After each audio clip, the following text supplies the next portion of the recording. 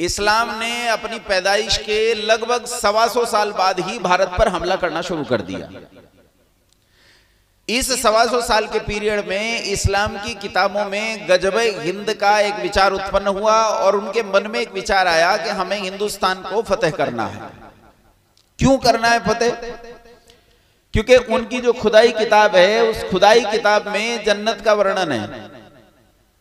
और जन्नत को ध्यान से देखो तो ये मेरी बात नहीं है जो मैं कह रहा हूं, ये जो मैं कह रहा हूं ये मेरी बात नहीं है, ये मेरे शब्द नहीं है जो मैं कह रहा हूं। इस समय एक विद्वान हुए गुरुकुल कांगड़ी के, जिनका नाम था पंडित चमुपति एमए। पंडित चमुपति एमए ने एक लंबी चौड़ी कविता लिखी है इसी बात पर। पंडित चमुपति एमए ने कहा कि वहां एक विचार उठा जन्नत का विचार, और जन्नत का विचार यह था कि जन्नत कोई ऐसी जगह है जहां सुख ही सुख है। जन्नत ऐसी जगह है जहां चारों ओर मीठे जल की नदियां बहती हैं, ऐसी जगह जहां एक एक नदी में पीने लायक जल है। वहां इतने फल, इतनी सब्जियां जितने संसार के किसी क्षेत्र में पैदा नहीं होते। दुनिया में किसी भी देश में 1 या 2 ऋतुएं होती हैं, लेकिन उस अकेली जगह में 6-6 ऋतुएं होती हैं। वहां विद्या अतुलित प्रवाहित होती है। वहां के लोग संसार को सुखमय कैसे बनाया जाए इसके बारे में ढंग से विचार करने वाले लोग।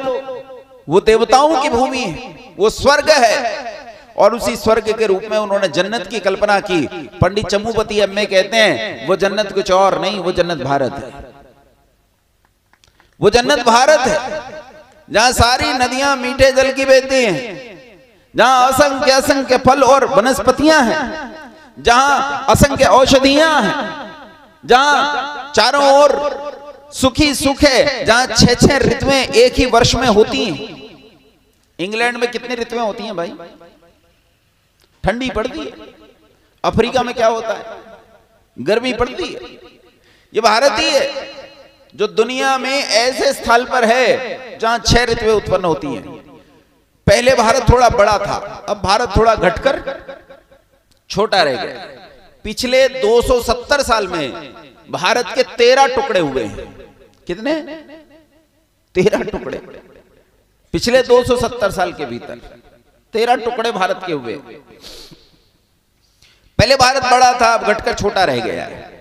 ये जो छोटा बच्चा भारत है, इस छोटे बच्चे भारत पर भी उनके हमले बंद नहीं हुए। तो लगभग 125 साल के बाद इस्लाम के लोगों ने यह सोचकर कि हमें उस जन्नत को फतह करना है, गजबे हिंद की इस परिकल्पना को जन्म दिया और उन्होंने भारत पर हमला करना शुरू किया।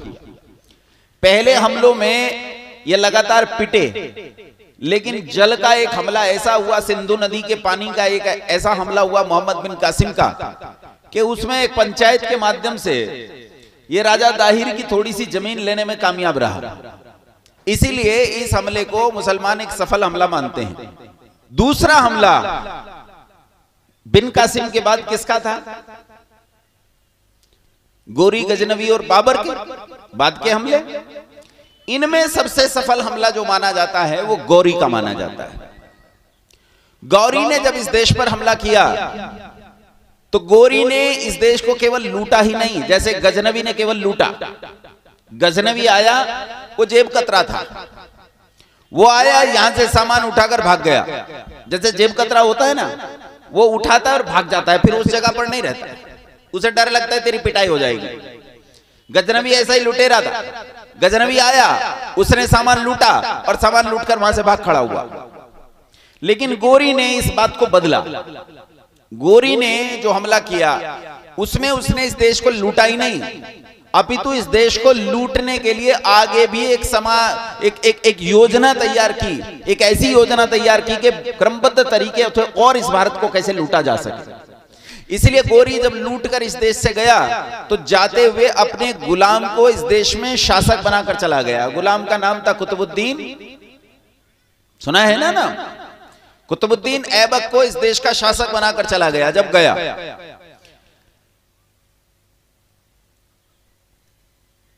वेद कहता है अभिदम एकम एको अस्मि निषाढ़ विधवा किमुत्रे करंती खलेन परशान प्रतिहन विभूरी किम्मा निंदन्तु शत्रवो निंद्रा। वेद कहता है वो आर्य मैं तुझे ऐसा दुर्दर्श बनाता हूं कि तेरे शत्रु एक हो अथवा अनेक हो, तू अपने शत्रुओं का ऐसा नाश कर, ऐसा नाश कर, जैसे पुआल के ऊपर बैल को चलाकर किसान उस पुआल को भूसे में बदल देता है, हजारों हजार टुकड़ों में बदल देता है, ऐसे ही अपने शत्रु के टुकड़े टुकड़े कर डाल। लेकिन हम वेद की आज्ञा का उल्लंघन करने वाले लोग, हमने वेद की इस आज्ञा का उल्लंघन किया, और वेद की आज्ञा का उल्लंघन मित्रों अधर्म कहलाता है। अधर्म का परिणाम दुख होता है। महाराज पृथ्वीराज चौहान पर जब गोरी ने हमला किया तो गोरी जीता के हारा? पहले हमले में पहले हमले में बुरी तरह हारा। महाराज पृथ्वीराज चौहान और उसकी सेना ने इस गौरी और उसकी सेना को पकड़कर पीटा, और इतना पीटा कि इन्हें पकड़ पकड़ कर मारा, इनकी दुर्गति कर दी, इन्हें छिपने के लिए जगह नहीं मिली। लेकिन इस गौरी को जब पकड़कर पृथ्वीराज चौहान के सामने लाया गया तो इसने महाराज पृथ्वीराज चौहान के सामने ही आते ही हाथ जोड़ लिए। इसने कहा महाराज मैं शरण आता हूं और अभय चाहता हूं। उसने शरण मांग ली, और हम क्या हैं? शरण वत्सल। हमने कहा भैया तू शरण में आ गया तो हम तो शरण वत्सल हैं, शरण में आए हुए को हम कुछ नहीं कहते, और उन्होंने इस मोहम्मद गोरी को जिंदा छोड़ दिया। वेद क्या कहता है? क्या करना चाहिए था? क्या करना चाहिए था? खड़ग उठानी चाहिए थी, और जैसे पुआल को हजारों टुकड़ों में बदल देता है बैल, उसी तरह इस शत्रु के टुकड़े टुकड़े कर देने चाहिए थे, लेकिन उन्होंने जीवित छोड़ दिया। धर्म किया क्या अधर्म? अधर्म का परिणाम दुख। फिर ऐसा समय आया कि पृथ्वीराज चौहान हारे गए, और जब पृथ्वीराज चौहान हार गए तो मोहम्मद गोरी ने क्या किया? क्या किया? दो कहानी। पहली कहानी ये कहती है, जो इतिहासकार सच मानते हैं, पहली कहानी ये कहती है कि पृथ्वीराज चौहान जब युद्ध के मैदान में गोरी के सामने लाए गए तो उस समय चंद्रबरदाई नाम के एक मित्र और कवि, जो कवि भी थे और मित्र भी थे, वो पृथ्वीराज चौहान के साथ आए, और उन्होंने गोरी से कहा कि सुल्तान तू इसे मत मार, तू जानता नहीं है ये योद्धा नहीं है, सेना है, सेना अकेला। तू उसके युद्ध कौशल को जानता नहीं है, ये तेरे लिए पूरी पृथ्वी जीत सकता है, इसे मार मत, इसकी हत्या मत कर, इसे अपना मित्र बना ले, इसे सहायक बना ले, ये अकेला ही सेनाओं पर भारी है, सेनाओं पर, तू इसके युद्ध कौशल को जानता नहीं है। गोरी ने कहा मैं तेरे राजा जैसा बेवकूफ नहीं हूं, मैं तेरे राजा जैसा बेवकूफ नहीं हूं। अरे खुद ही कह रहा है कि ये अकेला सेनाओं पर भारी है, अगर ऐसे भयंकर शत्रु को मैं जिंदा छोड़ दूंगा तो क्या मैं बचूंगा?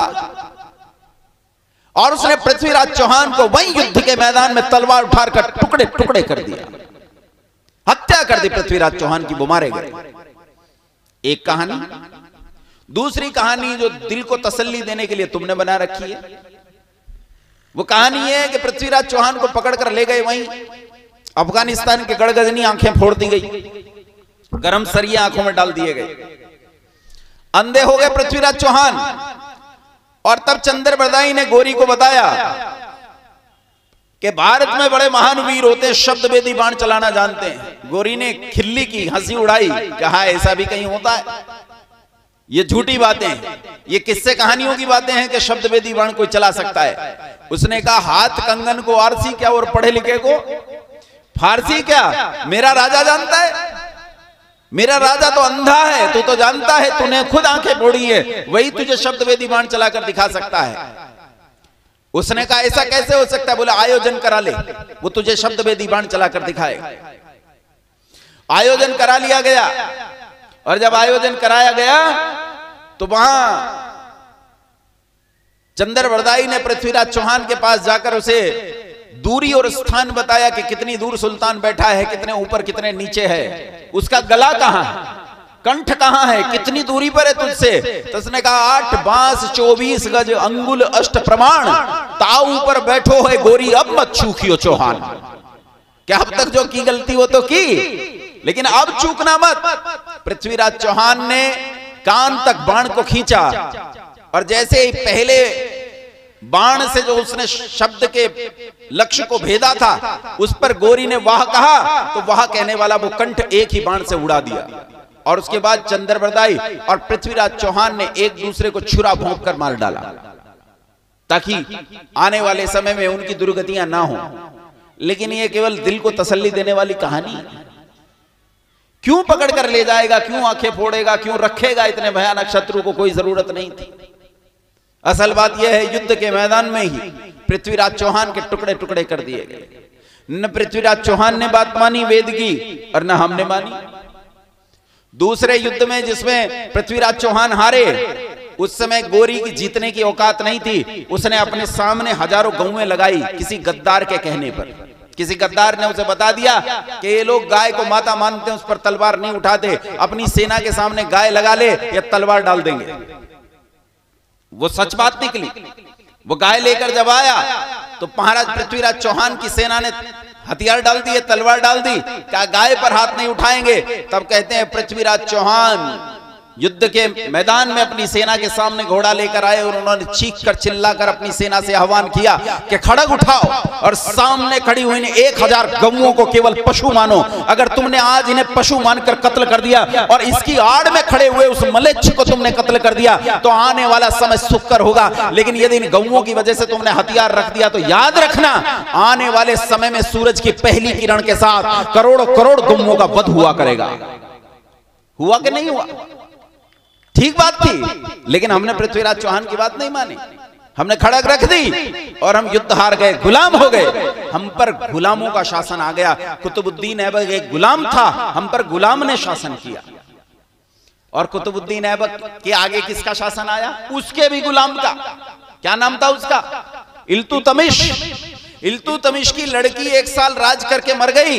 उसका एक गुलाम था जिसका नाम था बलबन, उस पर शासन आ गया। उसके बाद उसका एक गुलाम था रफीक, उस पर शासन आ गया। और इस देश में आधी शताब्दी से ज्यादा समय तक गुलामों का शासन रहा। गुलाम वंश की स्थापना हो गई। किसके गुलाम रहे तुम? किसके? गुलामों के गुलामों के गुलामों के गुलामों के गुलाम। इससे नीचे गिर सकते, इससे नीचे गिर सकते। इतनी बुरी तरह हमारा पतन हुआ।